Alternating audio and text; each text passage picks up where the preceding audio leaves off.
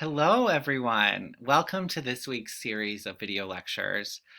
This week, we are moving ahead in time once again out of the late Middle Ages into the period that is referred to sometimes as the Renaissance, sometimes as the early modern period, and sometimes just as the 16th and 17th centuries. There are multiple terms to refer to this period.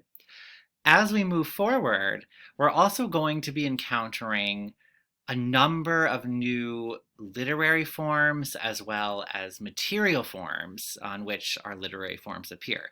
So a lot is changing in this week's series of material. We're focusing this week on 16th century Petrarchan sonnets, which in other words is the poetry of love.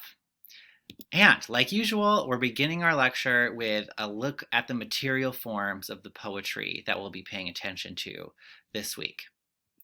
Now, I'm actually quite excited because we're going to be looking at two different kinds of materials that we have not yet encountered in this class. Here's the first one.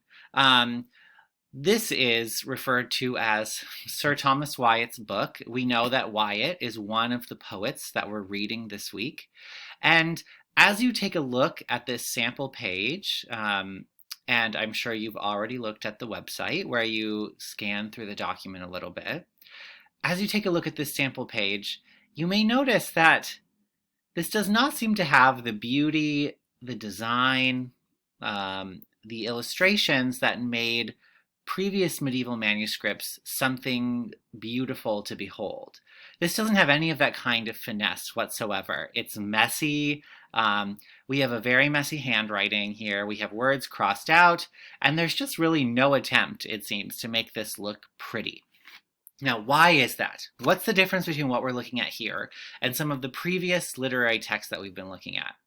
Okay, so while the previous literary texts we've been looking at have been polished versions of books that are disseminated to others for them to read, this is Sir Thomas Wyatt's private book. The term for this in the period is a commonplace book. It's his own notebook where he writes down his poetry, makes edits, as you see on the page. You can see a lot of things crossed out. He's doing a lot of editing here, and shares with only his close friends. That notion of writing down poetry and just sharing it with a few of your friends is a really common occurrence in this period.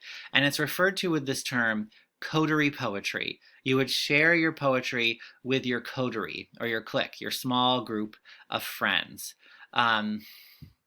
This kind of stems from the idea that poetry, lyric poetry in particular, is something kind of private, or something that expresses your personal emotions. There's a kind of emo nature to the writing of poetry in this way, again, in these private notebooks that you just circulate with your friends. And Thomas Wyatt is not the only person we're reading this week who wrote his poetry in this way or kind of kept it private in this way.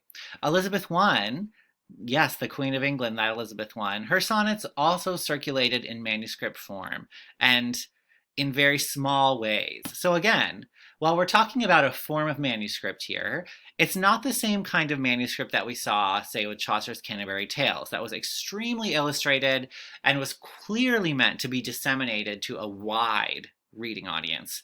This is messy, immediate, and private. So that's one of the forms where we encounter a lot of 16th century Petrarchan sonnets.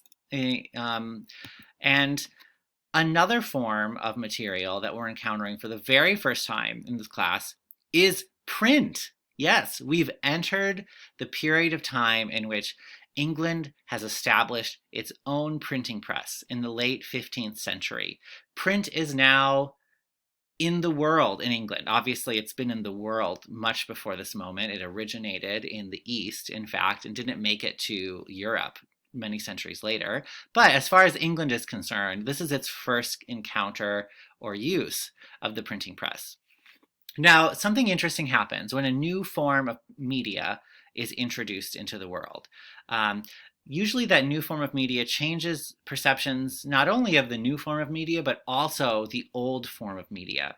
So if we're thinking about our own day and age, The fact that we all send emails all the time now in the last 30 years has changed how we regard handwritten letters. While before email, handwritten letters were incredibly common and they were the norm. Now they have a kind of nostalgic, handcrafted feeling to them that they didn't have 30 years ago because they were just simply the normal way that people communicated with one another. So the same is true when we see the emergence of print in late 15th, early 16th century England. It changes how we also view manuscript culture. So print is seen in particular as very cheap. It's much cheaper than making a manuscript because it's using paper, for one, and it's much more affordable for people. It's much cheaper to make a book than it is to create that really expensive manuscript with all of its illustrations, and a scribe writes down every single word on every single page.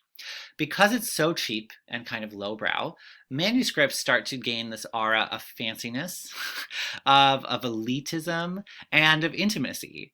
And so a lot of poets didn't want to put their poems in print because they saw it as being too cheap and lowbrow. They wanted to keep them in a more emotionally intimate register that they could obtain through the commonplace book or other kinds of manuscripts. So that's a really important distinction as we move forward in time in this class. The kind of tension between print as a lowbrow medium of communication and manuscripts as a more private, more highbrow way of presenting your poems to others.